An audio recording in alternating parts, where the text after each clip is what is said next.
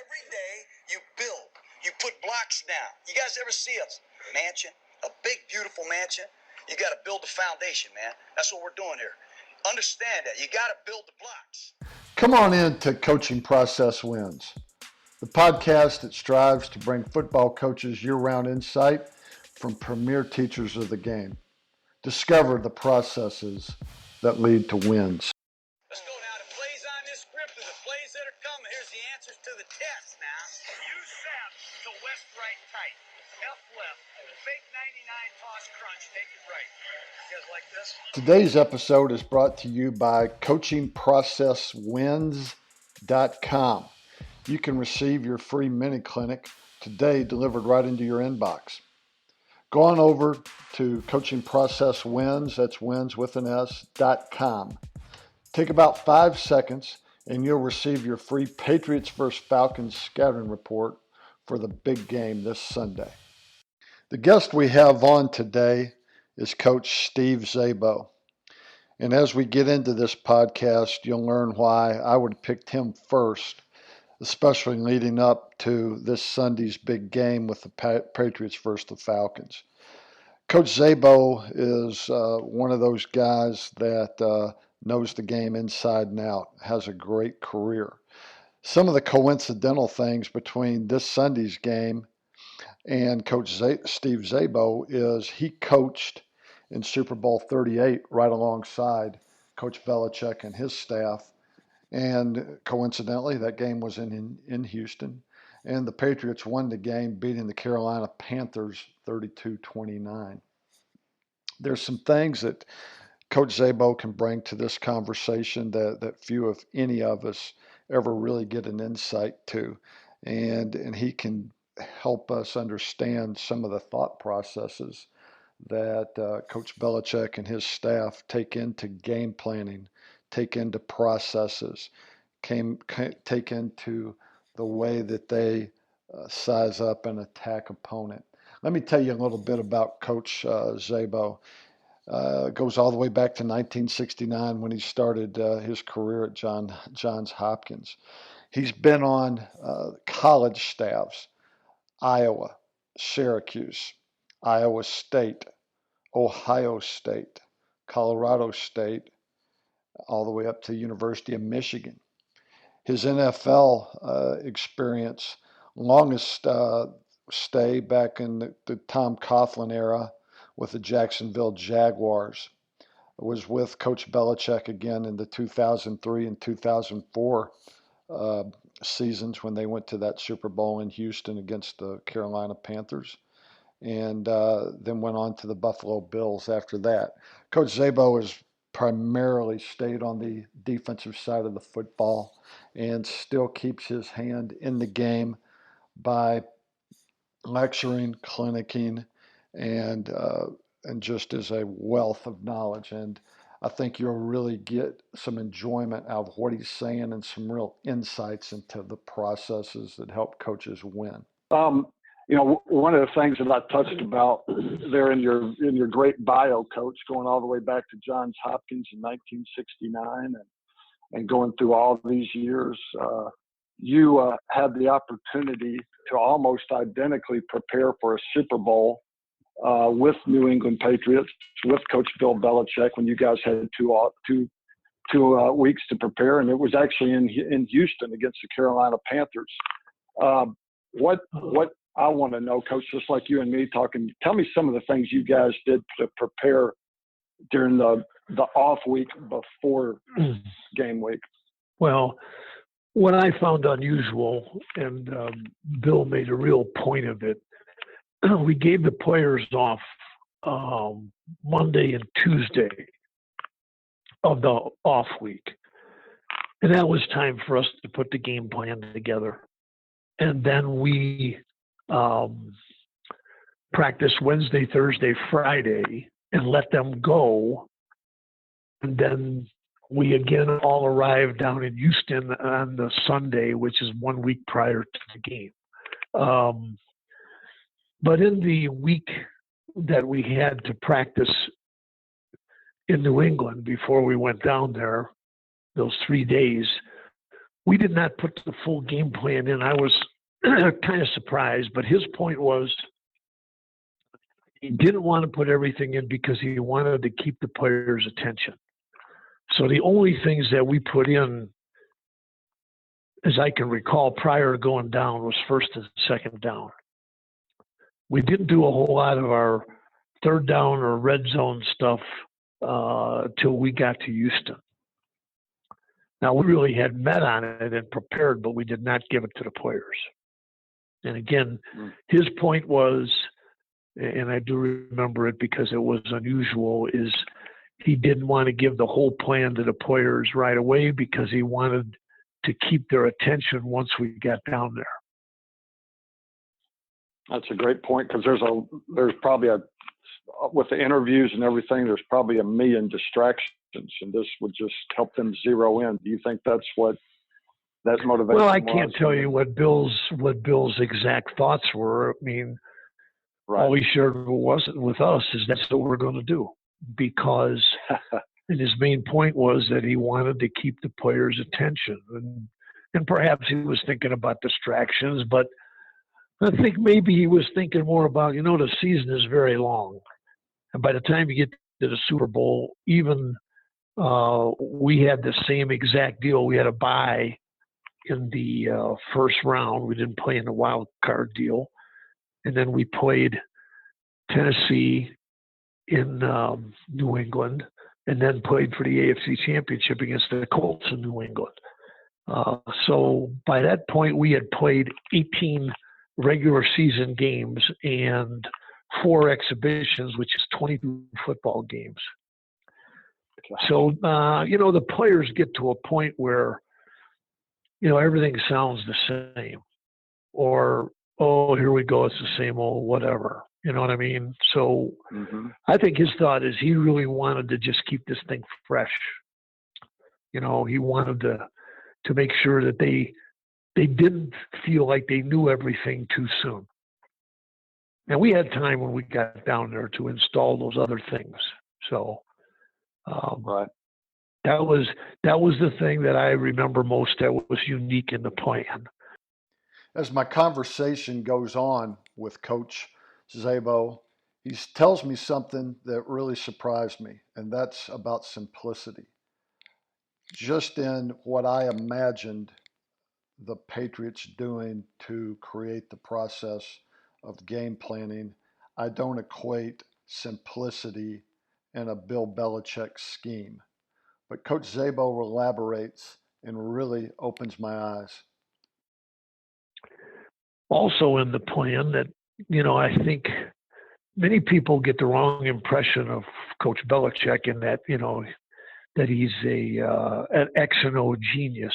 He is in many ways, but his emphasis is more on simplicity and letting the players play fast. And an axiom he often repeated is that we would never beat ourselves, which what he meant was we are not going to have a lot of stuff in where there was a risk of missed assignments, because that's just beating yourself. His point was, if we're ever going to lose a game, then our opponent's going to have to beat us. We're not going to help them by beating ourselves. So we went in with a game plan that didn't have a lot of calls now. And our coordinator was Romeo Cornell, and he had it all on a little index card. You see these guys on the sidelines with these big cards and all that. He just had a little index card. That was it.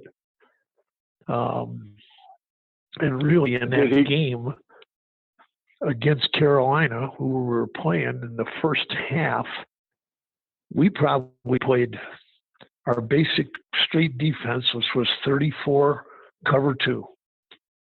And that's what we played. Wow. And toward the end of the first half, I don't know if they had 50 yards of total offense.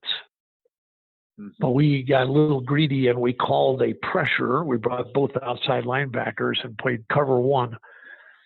And that singled up Steve Smith on one of our corners, and he beat him for a touchdown. And that was our fault.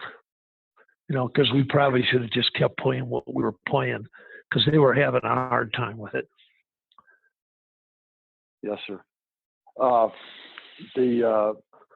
In terms of with Coach Cornell, there is a defensive coordinator having a little card. Did Coach Belichick and him give the linebackers, say, formation checks, or was it, I'm calling? Well, that's built in the game plan. We practiced. We may have some checks that were built in the defenses, but as I can remember for that game, because Carolina didn't use a lot of wild formations. They really didn't. They were a running football team. I mean, the week before we played them, they beat St. Louis to death with some two-back runs, and we were most concerned about that.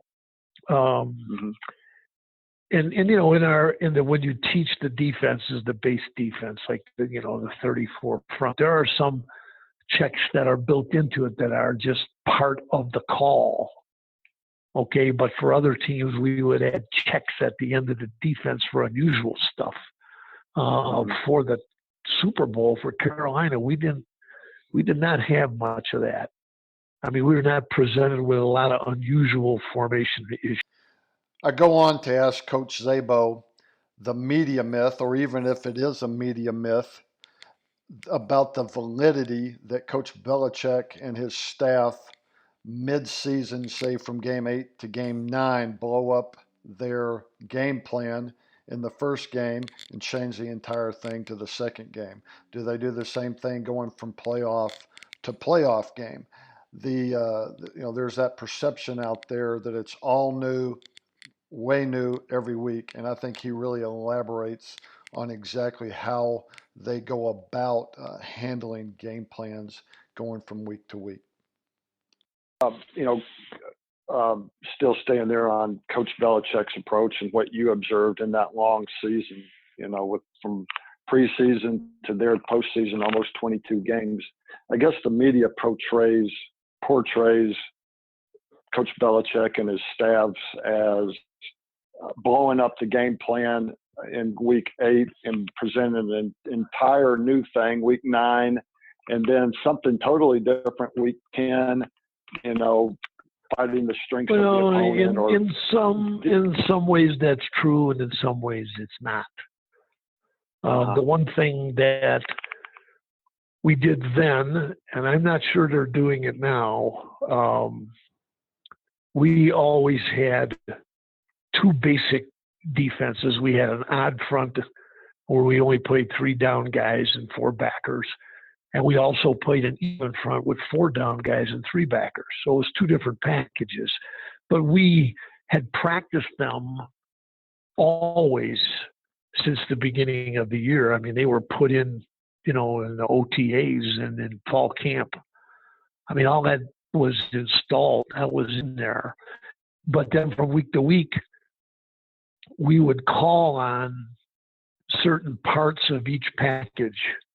He was very good, Coach Belichick, very good at it. If he's going to play a team a second time, the game plan the second time didn't look anything like the one the first time. He wasn't going to give you that chance. He believed very strongly in preparation that, he wants the opponent not to have the opportunity to work against the things that you're going to do. But again, because some of them were so part of our package, they were going to show up. Like game plan for us was solely based on availability of our personnel. What of our packages could we play and what couldn't we play? And then looking at history as to what we might have played before against an opponent that might use a similar scheme, and what in fact was an issue for the team we were going to play, even if it was something that we normally didn't do. The great thing about Bill's defensive package, it was very flexible and adaptable. It wasn't rigid. and that gave you the opportunity to, to tweak it when you had to, for something specific that you wanted to defend. Mm-hmm. Speaking of defending, again, I'm going to go back to the media's portrayal of things, ESPN's portrayal of things. Belichick is always going to take away the opponent's best thing and make them play left-handed. And I'm not saying I think all coaches probably make that as an objective, but is that truly an objective of his? And if it is, how does that is his mantra? I mean, right. He's very good about analyzing an opponent, watching tape for a period of time, and then in his mind settling on what factors here need to be accomplished to win the game. In like putting together a defensive game plan, what are going to be the cornerstones of what you have to accomplish in this game? And part of that is always going to be defend what they do best. Don't try to defend everything. That's a mistake. But take away the things that they do their very best, because if you do that, now you're going to force them to do things that they're not as confident in. They won't probably execute it as flawlessly because they don't do it as much. And perhaps their personnel, the offense's personnel, when you take away certain things, they don't have the kind of personnel to combat that. In other words, what they're doing right now is, playing to the best of their personnel. So that is very true. And again, he's really intelligent about understanding what's going on in the game and understanding what an opponent's trying to do, and then trying to be a step ahead by anticipating those things. This is a good time to tell you and remind you, going over to coachingprocesswins.com and get a free report sent to your inbox on this week's game on Sunday against the Patriots and the Falcons. There's been a lot of insight as to what Coach Belichick and the Patriots are going to do to stop the high-powered Falcons offense. That's coachingprocesswins.com. I go on to listen to Coach Szabo tell me a great story about how Coach Belichick came up to he and Romeo Crennel in a big game. My year, I distinctly remember one game. Don't ask me which game it was. I don't remember. He walked up on the sideline. We came out for the second half of this game, and I was standing with Romeo, and he said to us, okay, in this second half, we're going to see this, this, and this. Just make sure that, we have a call to take care of these things. And my thoughts were, I've heard too many guys stand on the sideline and say, watch the draw, watch this, watch that. You know what I mean? So, right. I shrugged my shoulders and thought it was, just honky. It ain't nothing special. I'll be a son of a gun that he ran those exact plays. Wow. And it's just because he just must do no one's ever been in there with him when he studies film, does it by himself, but he must really, because of all of the film that he's watched over the years and his knowledge of the game, he really, comes to a point where he understands, what they're thinking, what they're trying to do, what they're trying to do with their personnel. So he always has a good beat on the game. I thought this particular year, 2016, early in the year, when they didn't have Brady, they played Houston and beat them 27-0. And in that game, they came out and they played cover 2, which they hadn't been playing at all up to that point, and Houston had no answer for it. And again, that was one of those things where when he looked at what they did, they had speed at wide receiver with Fuller and the other guy, Hopkins, he felt like cover 2 was a good answer to their passing game. And the only condition is you have to be able to defend the run with 7 guys in the box when you play it. And they were able to do that, and Houston had no answer. So, I mean, I thought, again, that was one of those things where he made a study of their offense, and that's what he felt was the best move, and it was. Now,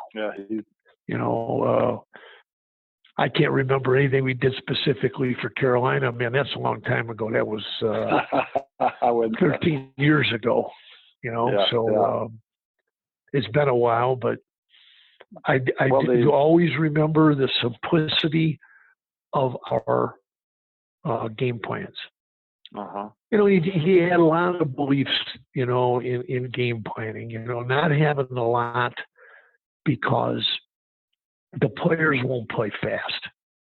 If you give them a few things to do and don't clutter their mind with a lot of stuff, because you've got to understand when you get these game plans where a guy's got a whole, one of them big, placards of all these calls, right?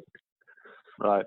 When the game is over with and you total up the number of times you called certain things, you find out you didn't use a lot of what was in that game plan. But the bad part of that is you cluttered the player's mind with that. You worked the whole week on all of this various stuff, so the player had to remember each and every call and what was unique about them and whatnot. But then when you don't, what you've done is you slowed down his mental process on the calls that you did make.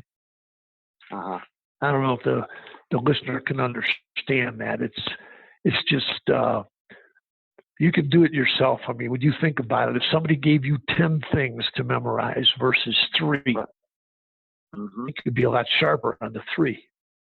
Oh, absolutely. I'll be a master of those 3. And you'd be a lot quicker to recognize those 3 rather than one of the 10. Correct. So, I mean, there are so many things that he utilizes that are almost common sense things, but they're really bright. I mean, they are the way you should. Everybody that's been able to listen to this first podcast, I want to just say thank you so much. We're hoping that we can do many more and listen to great coaches talk about their process. Go to coachingprocesswins.com and just keep up with us. Know when we're going to bring another one out. Everybody's got a way that they attack a defense. Everybody's got a way in a scheme that they're going to slow an offense down. Everybody's got the things they do, X and O's, Y's, from the special teams, the kicking game. But everybody has to have a process. You got to have it in the off season. You got to have it in the preseason. You got to have it during the week. How are you going to game plan? When are you going to install? What are you looking for in a scouting report? What are you going to glean off film? We hope to bring you many coaches that will give you insights to the process. Remember to pick up your free scouting report at coachingprocesswins.com. That'll give you a free scouting report leading up to the game this Sunday. Hope that Coach Szabo has given you a window into the world to what Coach Belichick is thinking. And it's a great behind-the-scenes curtain of really knowing something that many people do. Thank you for tuning in to Coaching Process Wins. I learn something every time I talk to you, whether we're talking about football or coaches or schemes or whatever, or we're just chatting, and I learn. So, I want people to, I'll just mention this while I still have you on the phone, that you're going to be speaking at a lot of Glazier clinics, and folks can go.